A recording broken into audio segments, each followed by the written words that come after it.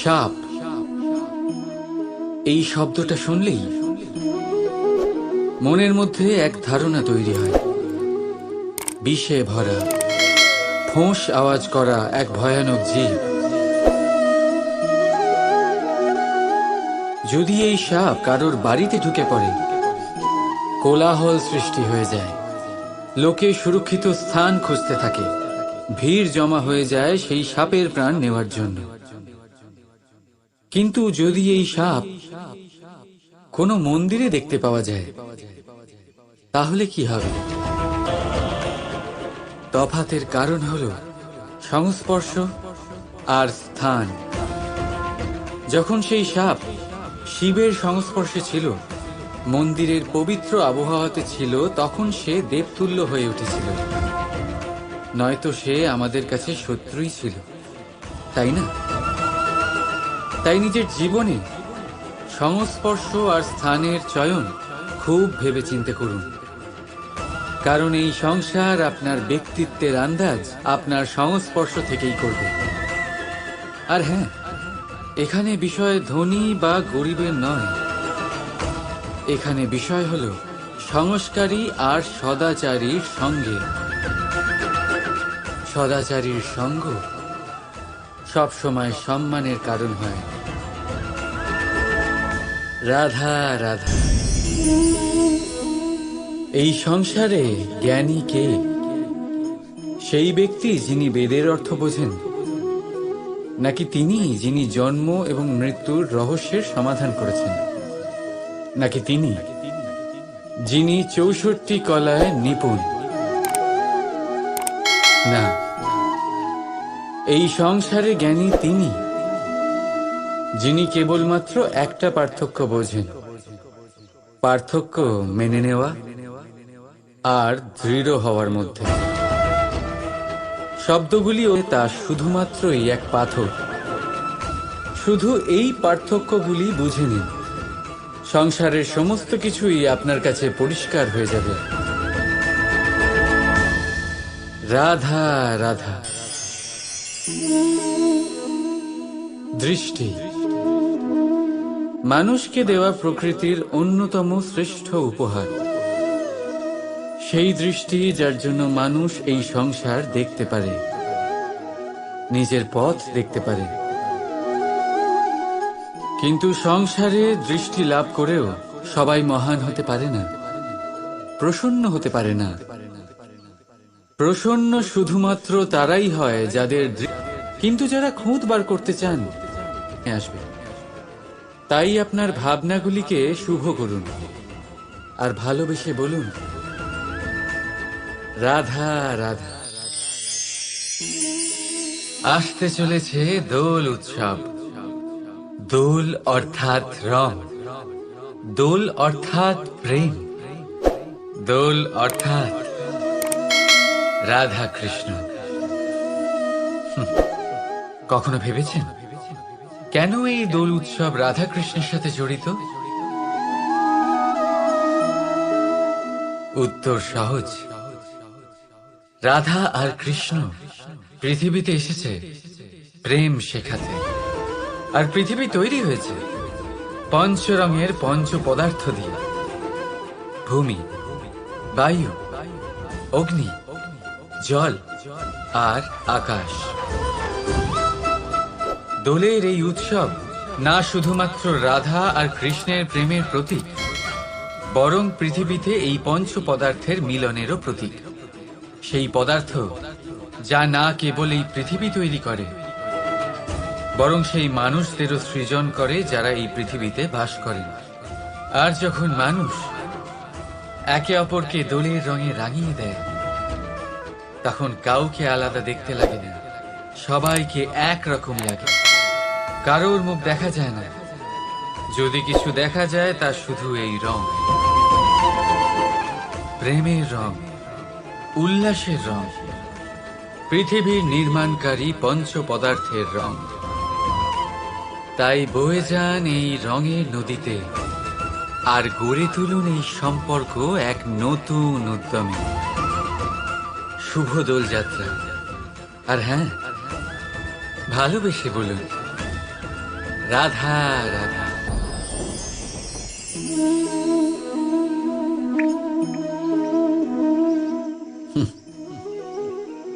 আকাশ থেকে ঝরে পড়া বৃষ্টির ফোঁটা বড়ই শীতল, মিষ্টি আর পবিত্র হয়, কিন্তু সবার ভাগ্য ভিন্ন ভিন্ন হয়। এবারে দেখুন, যদি কোনো ফোঁটা কলা পাতায় পড়ে তা শিশির হয়ে থেকে যায়, প্রকৃতির সৌন্দর্য বাড়ায়, প্রাণীদের তৃষ্ণা মেটায়। যদি কোনো ফোঁটা ঝিনুকে পড়ে তা মুক্ত হয়ে যায়, আর যদি কোনো ফোঁটা সাপের মুখে পড়ে তাহলে তা বিষ হয়ে যায়। এখানে সবার উৎপত্তি একই, কিন্তু গুণ ভিন্ন ভিন্ন হয়। কেন? কি কারণ এটা? কারণ হলো সংস্পর্শ। সংস্পর্শ বড়ই প্রভাবশালী হয়। চাইলে সে আপনার উত্তরণ ঘটাতে পারে, আবার চাইলে আপনার পতনও ঘটাতে পারে। এবার বৃষ্টির ফোঁটা এটা চয়ন করতে পারে না যে তার সংস্পর্শ কি হবে, তার ভাগ্য কি হবে। কিন্তু আমরা তো মানুষ, আমরা তো আমাদের সঙ্গ বাঁচতে পারি। তাই ভাবনা চিন্তা করে নিজের সঙ্গ বাছুন। এই চয়ন কিন্তু আপনারই, আর এর পরিণামও আপনাকেই ভোগ করতে হবে। রাধা রাধা। এই ফল দেখতে পাচ্ছেন আপনি? সবাই জানে এই ফলের থেকে বেরোনো বীজ একটা নতুন বৃক্ষকে জন্ম দেবে, যে নতুন বৃক্ষ আবার এমন এক ফলের জন্ম দেবে। কিন্তু আপনি কি কখনো ভেবে দেখেছেন ফল আর বীজের সম্পর্ক এতই গভীর, অথচ বৃক্ষের মূল আর বৃক্ষের শাখার মধ্যে এত দূরত্ব কেন? কারণ দূরত্ব অতি আবশ্যক। যদি আপনি কাউকে নিজের কাছে চিরকালের জন্য রাখতে চান, তখন তাদের থেকে দূরত্ব কিছু সময় দরকারি। এই দূরত্বই হলো সেই কারণ যার জন্য আপনি আপনার সঙ্গীর মাহাত্ম্য বুঝতে পারেন। এই দূরত্বের জন্যই আপনি আরো প্রেরণা পান যাতে তাদের সাথে আবার দেখা হয়। আর সেই জন্য মনে রাখবেন, দূরত্ব কখনোই খারাপ নয়। ফলের থেকে বীজের এই দূরত্বই নতুন ফল হওয়ার কারণ হয়ে দাঁড়ায়। প্রেমের আসল পরীক্ষা হয় এই দূরত্ব দিয়েই। তাই দূরত্বের সাথেও প্রেম করুন, আর ভালোবেসে বলুন, রাধা রাধা। আমার সামনে রয়েছে গরুর দুধ, যা 2 দিন পর্যন্ত ভালো থাকে। যদি এই দুধ গরম করে জমানো হয় তাহলে তৈরি হয় দই, যা 3-4 দিন অবধি ভালো থাকে। যদি এই দইকে মন্থন করেন তৈরি হবে মাখন, যা অনেক সপ্তাহ ভালো থাকে। আর যদি এই মাখন ফোটানো হয় তাহলে তৈরি হয় ঘি, যা বহু বছর ভালো থাকে। মানেটা বুঝলেন? তাপ আর মন্থন। জীবনে যত পরীক্ষায় উত্তীর্ণ হতে পারবেন, যত কষ্টের তাপ সহ্য করতে পারবেন, যত মন্থনের বাধা পেরোতে পারবেন, ততই যশ, শক্তি আর সামর্থ্য বাড়তে থাকবে। তাই কর্ম করুন, কঠিন বাধার সম্মুখীন হন, আর মন্থন করে মন শুদ্ধ রাখুন। মন প্রসন্ন হয়ে বলবে, রাধা রাধা। রাধার সাথে যখন আমি ফুলের দোল খেলেছিলাম, তখন সেই অনুভূতি অন্যরকম ছিল। পুষ্প মানে ফুল, তাদের উপরে বর্ষানো হয় যারা বিজয়ী হয়ে ফেরেন, যাদের পদক্ষেপ শুভ হয়, যারা পবিত্র হন। এবার যে প্রেমিক নিজের প্রেমিকার হৃদয় হরণ করে নেয়, তার থেকে বেশি শক্তিশালী কে? যে নিজের আগমন দ্বারা আমাদের জীবন ধারা পাল্টে দেয়। তার থেকে বেশি শুভ কে? আর যে এসে আমাদের মনের কষ্ট লাঘব করে তাতে প্রেমের রং ভরে দেয়, তার থেকে বেশি পবিত্র কে? তাই সেই প্রত্যেক ব্যক্তি যিনি আপনার কাছে প্রিয়, যাদের আপনি ভালোবাসেন, তা তিনি আপনার মা হন, বাবা হন, বন্ধু হন, ভাই বোন হন, গুরু হন, তাদের উপরে পুষ্প বর্ষালে না শুধুমাত্র আপনার মান বাড়ে, বরং তাদের মনও আনন্দে ভরে যায়। কারণ রঙের সাথে যখন সুগন্ধ মিশে যায়, তখন আনন্দ দ্বিগুণ নয়, শতগুণ বেড়ে যায়। রাধা রাধা। কস্তুরী তাকে ধারণ করে যে হরিণ তার নাভিতে থাকে, কিন্তু সেই হরিণ ওই কস্তুরীর সুগন্ধ নিয়ে তা পাওয়ার জন্য এদিক ওদিক ছুটে বেড়াতে থাকে। সেই হরিণ এই কস্তুরী অবশ্যই পেতে পারে যদি সে নিজের ভেতরে উঁকি মেরে দেখে। এবারে দেখুন, সুর বাঁশির মধ্যেই থাকে, শুধু প্রয়োজন তাকে খুঁজে বার করার চেষ্টা, অবিরাম চেষ্টা। ঠিক এরকমই হয় আমাদের শক্তি, যা আমাদের ভেতরে লুকিয়ে আছে। ভাবুন, যখন পরমাত্মা আমাদের ভেতরেই আছেন, তখন তাকে আমরা বাইরে খুঁজব কেন? আমরা নিজেদের অন্তরে তখনই দেখি যখন অপরের থেকে সাহায্যের সমস্ত আশাই শেষ হয়ে যায়। তাই জীবনে কেউ সাহায্য করবে এই আশা করে বসে থাকবেন না, নিজেই নিজেকে সাহায্য করুন। রণক্ষেত্রে আপনি ভালো সারথি পেতেই পারেন, কিন্তু জীবনের এই যাত্রাপথে আপনাকেই নিজের সারথি হতে হবে। রাধা রাধা। বাবা বলেন যে কখনো কাদা দিয়ে বা মাটি দিয়ে দোল খেলো না।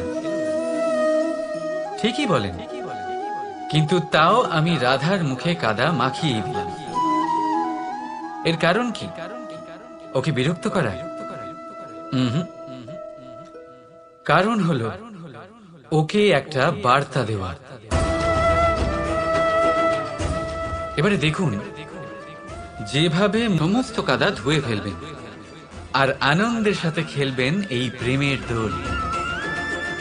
তাই আমার সাথে বলুন, রাধা রাধা। আমার দাদা আমাকে অনেকবার বলেছেন, কানাই তুমি তো স্বয়ং নারায়ণ, তুমি এক তুড়িতেই সবকিছু এমনি ঠিক করে দাও না কেন? এবার দাদাকে কি করে বোঝাবো? আচ্ছা, আপনি নিজেই ভেবে দেখুন, সিংহকে জঙ্গলের রাজা বলা হয়, কিন্তু সিংহ শুধুমাত্র তার ইচ্ছে প্রকাশ করলেই কোনো হরিণ কি নিজেই হেঁটে তার কাছে আসবে? নিজেই কি রাজি হয়ে যাবে তার আহার হওয়ার জন্য? না, কখনোই না। যে কোনো কাজকে সফল করে তোলার জন্য আপনাকে চেষ্টা করতে হবে, পরিশ্রম করতে হবে, যাতে সেই কাজ ভালোভাবে সম্পন্ন হয়। শুধু ইচ্ছে দিয়েই কোনো কার্যসিদ্ধি হবে না। ইচ্ছে থেকে স্বপ্ন তৈরি হয়, তবে সেইগুলো সফল করতে গেলেও আপনাকে পরিশ্রম তো করতেই হবে। মনে করুন আপনার ইচ্ছে হলো খেতে, আর কোনো দয়ালু ব্যক্তি এসে আপনার সামনে খাবার রেখে দিল। তাও তা খেতে গেলে পরিশ্রম আপনাকেই করতে হবে। যদি ভালোবাসার ইচ্ছে থাকে, তাহলেও নিঃস্বার্থ নিষ্পাপ মনে ভালোবাসুন। দেখুন, আপনি স্বপ্নে অবশ্যই উঠতে পারেন, কিন্তু এই পৃথিবীতেই আপনাকে বেঁচে থাকতে হবে। আর যদি এই ধরিত্রীতে আপনি এগিয়ে যেতে চান, তাহলে এই ভূমিকে পা দিয়ে আপনাকে পেছনে ঠেলতেই হবে। রাধা রাধা। জীবনে আমাদের অনেকের সাথে দেখা হয়, অনেকের সাথে বাক্যালাপ হয়। বহু মানুষকে প্রসন্ন বলে মনে হয়, আবার বহু মানুষকে চিন্তিত বলে মনে হয়। কিন্তু আপনি যদি এটা বোঝার চেষ্টা করেন যে কে বেশি প্রসন্ন থাকে আবার কে বেশি চিন্তিত থাকে, তাহলে আপনি এটা লক্ষ্য করবেন যে বৃদ্ধ আর যুবক বেশিরভাগ সময় চিন্তিত থাকেন। অন্যদিকে তাহলে ভুলে যান গতকাল আর আগামীকালের চিন্তা, বর্তমানে আনন্দ করুন। কারণ এই বর্তমান আপনার ভবিষ্যৎ উজ্জ্বল করতে পারে, আবার এই বর্তমান আগামী সময়ে আপনার সেই বিগত কাল হবে যার কথা ভেবে আপনার গর্ব হবে। রাধা রাধা। ব্রজের লাঠি খেলা দোল অত্যন্ত জনপ্রিয়, শুধু এই কারণে নয় যে এটা আমার আর রাধার গোলকে অপূর্ণ থাকা কাহিনীর একটা অংশ, বরং এই কারণেই যে এর মধ্যে প্রেম, সাহস আর বীরত্বের ভাব আছে। দেখুন, গোপীরা গোয়ালাদের সাথে দোল কিছুতেই খেলতে চায় না, আর অন্যদিকে গোয়ালারা প্রতিজ্ঞা করেছে যে দোলের এই উৎসব আমরা আমাদের প্রেমের সাথেই পালন করব, নয়তো কোথাও যাব না আমরা। বাধা, প্রতিটা তিরস্কারের উপরে বিজয়ী হতে গেলে তা শুধুমাত্র সম্ভব হবে অটুট ইচ্ছে দিয়ে আর অনন্ত ভালোবাসার সাহায্যে। তাই আসুন আমার সাথে বলুন, রাধা রাধা। জীবনে এমন অনেক মানুষ আপনি দেখে থাকবেন যারা শুধু অভিযোগ নিয়ে বসে থাকেন যে জীবনে তাই হয়ে চলেছে যা এতদিন হয়ে আসছিল। শুধুমাত্র দুবেলার অন্ন সংস্থান হচ্ছে, ব্যাস। আমাদের জীবন আমাদের তাই দিয়ে চলেছে যা এতদিন দিয়ে এসেছে। চিন্তিত থাকেন যে তাদের রোজগার বৃদ্ধি পাচ্ছে না কেন, চিন্তিত থাকেন যে তাদের সমৃদ্ধি বৃদ্ধি পাচ্ছে না কেন। আর যখন এমন হয় না, তখন দোষ দেন নিজের ভাগ্যকে বা অন্য কোনো ব্যক্তিকে দায়ী করেন। আপনি কিছু মুহূর্ত নিজের সাথে কাটান, নিজের সাথে কথা বলুন, একটু বিচার বিবেচনা করুন। আপনি বুঝতে পারবেন আপনি আজ সেটুকুই পাচ্ছেন যা আপনি এতদিন পেয়ে এসেছেন, কারণ আপনি তাই করছেন যা এতদিন ধরে করে এসেছেন। বিশেষ কিছু নয়, নতুন কিছু নয়। জীবনে যদি বিশেষ কিছু পেতে হয় তবে তার জন্য বিশেষ পরিশ্রম করতে হবে। কঠিন পথে যা চাইবেন তা আপনি অবশ্যই পাবেন।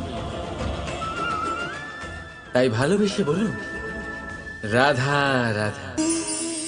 বিরোধিতা এমন এক শব্দ যা শুনে আমরা সবাই ভয় পেতে থাকি। যদি কেউ আমাদের বিরোধিতা করে তা আমাদের সহ্য হয় না। আমরাও কারোর বিরোধিতা করে কোনো শত্রুতা করতে চাই না। এই ধরনের ভাবনা আমাদের মনে আসতেই থাকে। কিন্তু বিরোধিতা, এই শব্দ আপনার শান্তির জন্য, আপনার সুখের জন্য কতটা গুরুত্বপূর্ণ তা আপনারা জানেন না। তাই যদি কাল এসে কেউ আপনার বিরোধিতা করে, তখন সবার আগে নিজেকে যাচাই করুন। আপনি কি ভুল করেছেন? আপনার দোষ কি? নিজের মধ্যে কি ত্রুটি আছে সেটা বোঝার চেষ্টা করুন, নিজেকে সংশোধন করার চেষ্টা করুন। তারপর দেখুন, বিরোধিতার এই আগুন আপনাকে স্বর্ণ থেকে কুন্দন বানিয়ে তুলবে। বলা হয় এই সংসারে খারাপ বেড়েই চলেছে, কিন্তু তার কারণ এ নয় যে খারাপ মানুষ বেড়ে চলেছে। তার কারণ হলো যে ভালো মানুষ, যাদের ভালো চিন্তা, ভালো বিচারধারা আছে, তারা খারাপের বিরোধিতা করতে পারেন না। যদি আপনার সম্মুখে কোনো খারাপ কর্ম হয়, তাহলে তার বিরোধিতা করতে সংকোচ করবেন না, কারণ বিরোধিতার এই আগুন মন্দকে পিছুপা হতে অবশ্যই বাধ্য করে। রাধা রাধা। জীবনে আপনি এরকম মানুষও দেখবেন যারা এটা বলে, ভাবে, নিজেকেও বলে যে উনি সেই এমন ব্যক্তি যার মতো আমি হতে চাই। ঠিক আছে, কারোর থেকে প্রেরণা নেওয়াটা কোনো ভুল নয়, কিন্তু কখনো কখনো এই প্রেরণা গুরুত্বহীন হয়ে যায় আর আমরা শুরু করে দিই সেই ব্যক্তিকে নকল করতে। এখানেই থেমে যায় আমাদের উন্নতি। এবারে দেখুন, সংসারে শত কোটি রঙের ফুল আছে, কিন্তু তারা কখনো একে অপরকে নকল করে না। সময়কে ব্যবহার করুন নিজের অস্তিত্ব নির্মাণ করার জন্য, কারণ কারোর ছায়া হওয়ার থেকে ভালো আপনি কারোর জন্য প্রেরণা হয়ে উঠুন। রাধা রাধা।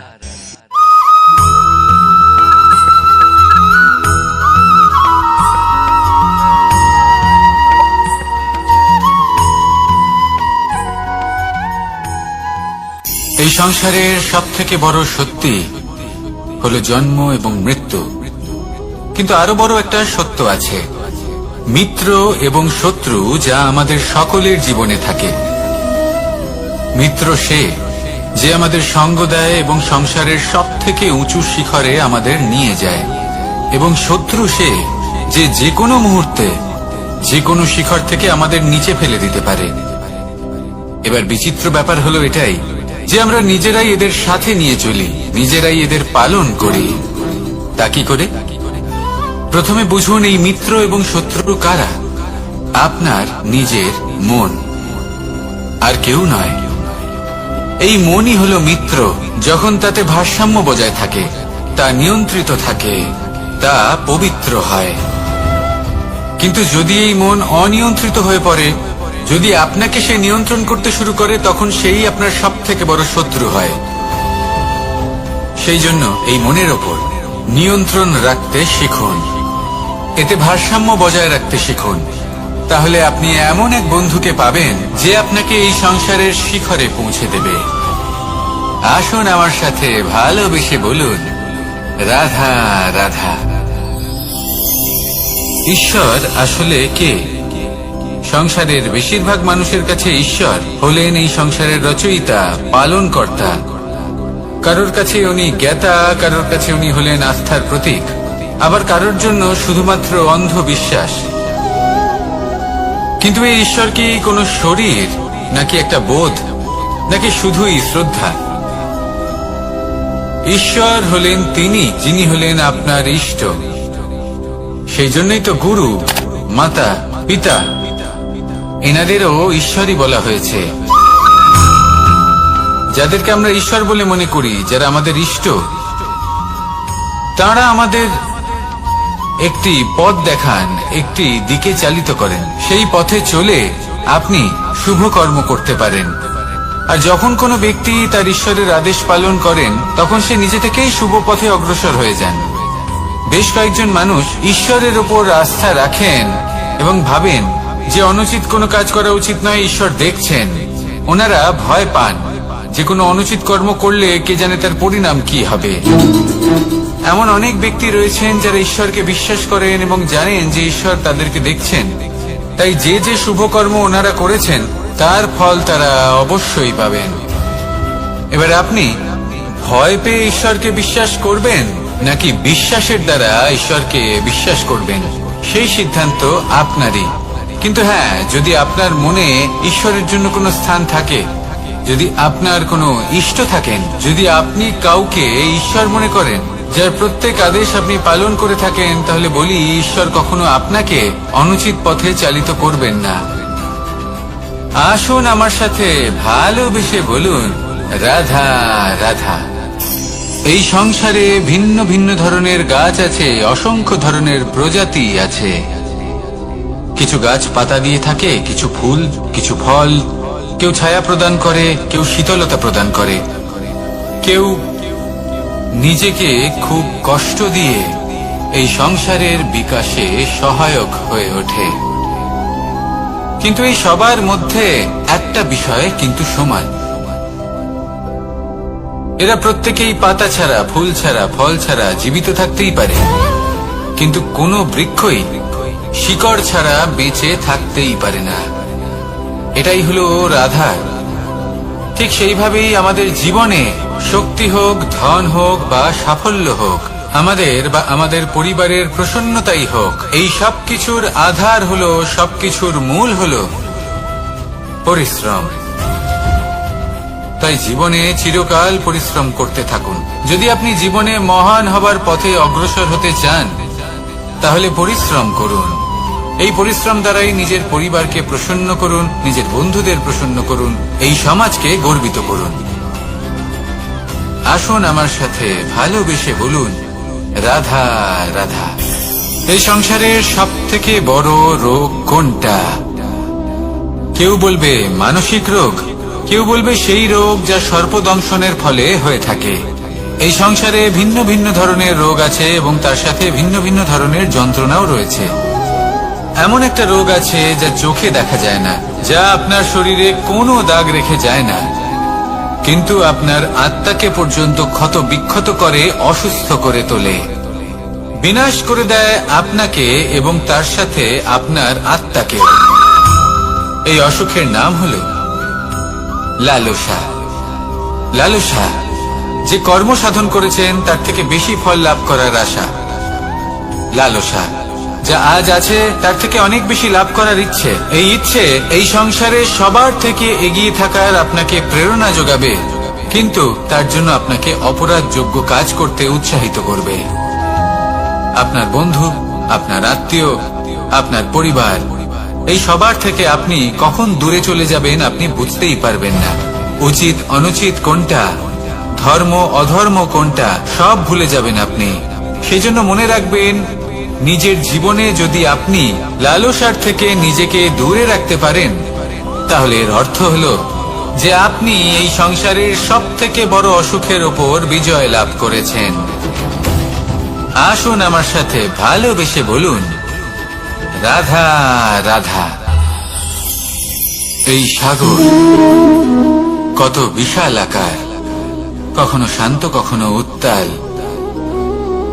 কিন্তু এই সাগরকে এত মহান কে করে তুলল? জল। এবার এই জলের যাত্রা দেখুন, সেটা কতটা কঠিন।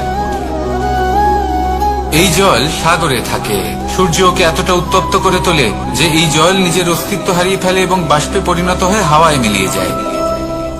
তারপরে আকাশে যায় আর নিজের অস্তিত্ব আবার হারিয়ে ফেলে, মেঘে পরিণত হয়।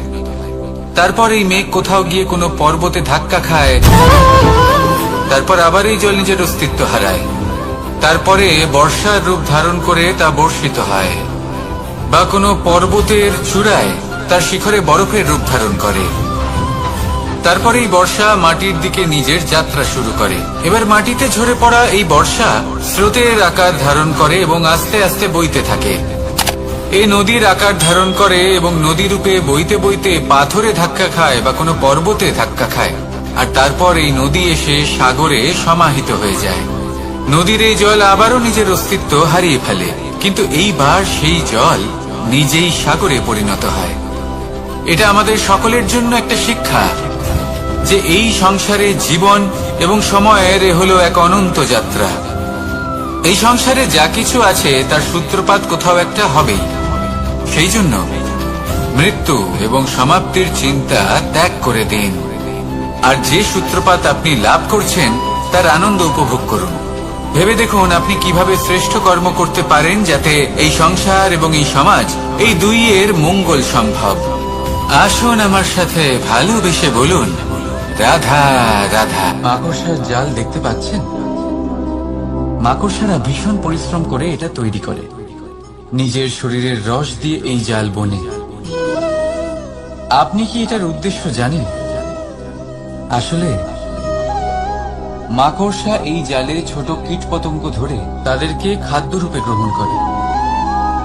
কিন্তু আপনি কি এই কথা জানেন যে একদিন মাকড়সা নিজেই নিজের জালে জড়িয়ে মৃত্যুবরণ করে থাকে? বলুন কি করেন আপনি এই জাল দেখতে পেলে? দেখতে পেলেই মুছে ফেলেন এর অস্তিত্ব, তাই না? তেমনি অন্যদিকে পাখির বাসা, পাখিরাও ভীষণ পরিশ্রম করে এটা তৈরি করে। কিন্তু যদি পাখি একদিন এটা ছেড়ে চলে যায়, তাহলেও লোকে এটা নষ্ট করে দেয় না। কারণটা কি?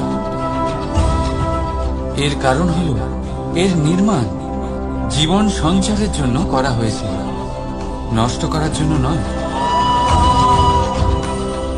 তাই মনে রাখবেন, জীবনে আপনার পরিশ্রম যতই বেশি হোক না কেন, যদি আপনার লক্ষ্য শুভ না হয়, তাহলে আপনারও বিনাশ নিশ্চিত। তাই সৃজন করতেই থাকুন আর মুগ্ধ হয়ে বলুন, রাধা রাধা।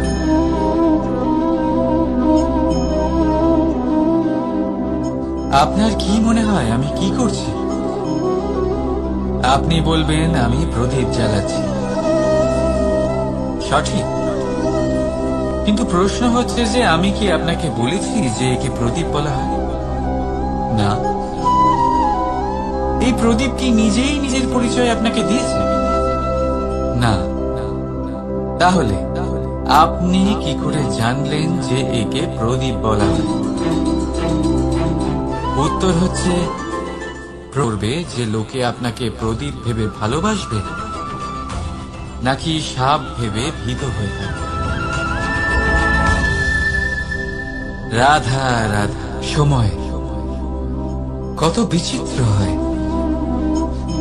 সময় আমাদের পক্ষে থাকলে আমরা নিজেদের রাজা মনে করে নিই, আর সেই সময় যদি বিপক্ষে চলে যায়, তাহলে নিঃস্ব হতে সময় লাগে না। তাই মানুষের একটা অভ্যেস আছে, খারাপ সময়ের জন্য কিছু সঞ্চয় করা। আত্মীয়, বন্ধু খারাপ সময়ে পাশ থেকে সরে যায়। যশ, মান প্রতিকূল সময় চিরস্থায়ী হয় না।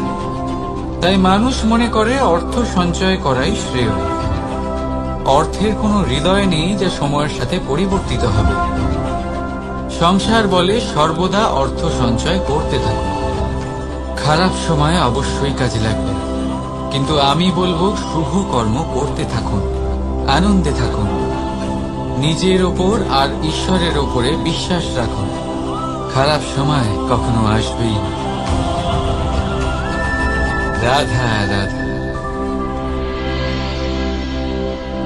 প্রকৃতি মানুষকে এক বিশেষ শক্তি দিয়েছে, অন্য জীবের থেকে বেশি শক্তি দিয়েছে। স্মরণ শক্তি। এই শক্তি মানুষকে অন্য জীবের থেকে ভিন্ন করে, ইতিহাস রচনা করার প্রেরণা দেয়, জ্ঞানকে বংশানুক্রমে এগিয়েও নিয়ে যায়। আর যারা ভুলে যান, অধিকাংশ সময় তারা উপহাস আর দয়ার পাত্র হয়ে যান। কিন্তু এটাই কি প্রকৃত রূপে সত্য? না। এই স্মরণ শক্তি মানুষের বিকাশের সব থেকে বড় বাধা হয়ে দাঁড়ায়। তার মনকে দূষিত করে দেয়। খারাপ অভিজ্ঞতা, কারোর করা বিশ্বাসঘাতকতা, কারোর কটাক্ষ বেশিরভাগ মানুষই ভুলতে পারেন না। রাধা রাধা। মানুষ নিজের পরিবারের জন্য কত কিছুই না করে, দিন রাত পরিশ্রম করতে থাকে যাতে তার পরিবারের প্রয়োজন পূরণের জন্য অর্থ রোজগার করতে পারে। কিন্তু শুধু অর্থ রোজগার করাটাই কি যথেষ্ট? আপনি বলবেন হ্যাঁ, নিশ্চয়ই। অর্থ দিয়ে সবকিছু পাওয়া যায়, বিদ্যা পাওয়া যায়, বাড়ি পাওয়া যায়, ওষুধ পাওয়া যায়, আর কত কিছুই না পাওয়া যায়। এইসব একটা পর্যায় পর্যন্ত সঠিক, কিন্তু একটু মন দিয়ে ভেবে দেখুন, যখন কোনো শিশু অসুস্থ হয়ে পড়ে, তখন সে ওই তিক্ত ওষুধ কেন খেয়ে নেয়? এই জন্য কারণ ওর পিতা সেই ওষুধ অর্থ দিয়ে কিনেছে? না, বরং এই জন্য কারণ তার পিতা যে তার সামনে দাঁড়িয়ে, তার উপরে তার বিশ্বাস আছে। বিশ্বাস আছে যে উনি তার কিচ্ছু হতে দেবেন না। এই বিশ্বাস, এই সংস্কার, এই শিক্ষা কখনো অর্থ দিয়ে পাওয়া যায় না। এটা পাওয়া যায় সেই সময় থেকে যা মাতা পিতা তাদের সন্তানের সাথে কাটিয়েছেন। তাই জীবনে অর্থ অবশ্যই উপার্জন করুন, কিন্তু নিজের পরিবারকেও সময় দিন, আনন্দ পাবে। রাধা রাধা। বিরোধিতা এমন এক শব্দ যা শুনে আমরা সবাই ভয় পেতে থাকি। যদি কেউ আমাদের বিরোধিতা করে তা আমাদের সহ্য হয় না। আমরাও কারোর বিরোধিতা করে কোনো শত্রুতা করতে চাই না। এই ধরনের ভাবনা আমাদের মনে আসতেই থাকে। কিন্তু বিরোধিতা, এই শব্দ আপনার শান্তির জন্য, আপনার সুখের জন্য কতটা গুরুত্বপূর্ণ তা আপনারা জানেন না। তাই যদি কাল এসে কেউ আপনার বিরোধিতা করে, তখন সবার আগে নিজেকে যাচাই করুন। আপনি কি ভুল করেছেন? আপনার দোষ কি? নিজের মধ্যে কি ত্রুটি আছে সেটা বোঝার চেষ্টা করুন। নিজেকে সংশোধন করার চেষ্টা করুন, তারপর দেখুন বিরোধিতার এই আগুন আপনাকে স্বর্ণ থেকে কুন্দন বানিয়ে তুলবে। বলা হয় এই সংসারে খারাপ বেড়েই চলেছে, কিন্তু তার কারণ এ নয় যে খারাপ মানুষ বেড়ে চলেছে। তার কারণ হলো যে ভালো মানুষ, যাদের ভালো চিন্তা, ভালো বিচারধারা আছে, তারা খারাপের বিরোধিতা করতে পারে না। যদি আপনার সম্মুখে কোনো খারাপ কর্ম হয়, তাহলে তার বিরোধিতা করতে সংকোচ করবেন না, কারণ বিরোধিতার এই আগুন মন্দকে পিছুপা হতে অবশ্যই বাধ্য করে। রাধা রাধা। জীবনে আপনি এরকম মানুষও দেখবেন যারা এটা বলে, ভাবে, নিজেকেও বলে যে উনি সেই এমন ব্যক্তি যার মতো আমি হতে চাই। ঠিক আছে, কারোর থেকে প্রেরণা নেওয়াটা কোনো ভুল নয়, কিন্তু কখনো কখনো এই প্রেরণা গুরুত্বহীন হয়ে যায়, আর আমরা শুরু করে দিই সেই ব্যক্তিকে নকল করতে। এখানেই থেমে যায় আমাদের উন্নতি। এবারে দেখুন, সংসারে শত কোটি রঙের ফুল আছে, কিন্তু তারা কখনো একে অপরকে নকল করে না। সময়কে ব্যবহার করুন নিজের অস্তিত্ব নির্মাণ করার জন্য, কারণ কারোর ছায়া হওয়ার থেকে ভালো আপনি কারোর জন্য প্রেরণা হয়ে উঠুন। রাধা রাধা। আমরা সকলে পাথুরে রাস্তা এড়িয়ে চলি, কারণ এই পথের পাথর আমাদের যাত্রা আরো কঠিন করে তোলে, আমাদের পা আহত করে দেয়। কিন্তু একটা গুরুত্বপূর্ণ কথা আমরা ভুলেই যাই, এই কঠিন পথে না শুধু আমাদেরকে নিজেদের দুর্বলতার সাথে পরিচয় করায়, বরং আমাদের শক্ত হওয়ার প্রেরণাও দিতে থাকে। সময়ের সাথে ঠিক এমনটাই হতে থাকে।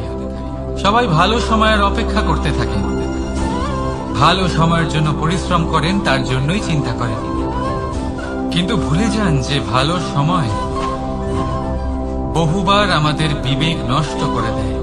সেখানেই খারাপ সময় আমাদের বুদ্ধিকে সঠিক পথে চালিত করে। রাধা রাধা। ঘোড়াকে যতই প্রশিক্ষণ প্রদান করুন, তার মুখে লাগাম তো পরাতেই হবে। একজন ভালো চালক সেই ঘোড়ার লাগাম মাঝে মাঝে টেনে ধরে, তাকে সঠিক পথে চালিত করতে, যাতে সেই ঘোড়া দিকভ্রান্ত না হয়। এবার একটু ভাবুন, ঠিক এরকমই হয় আমাদের মন। যদি এটা বিবেকের লাগাম দিয়ে মাঝে মাঝে আমরা টেনে না ধরি, তাহলে আমাদের এই মন দিকভ্রান্ত হতে পারে। আর যদি আপনি আপনার লক্ষ্যে পৌঁছতে চান, তখন মনের এই লাগাম মাঝে মাঝে আপনাকে অবশ্যই টেনে ধরতে হবে, কারণ বিবেকের এই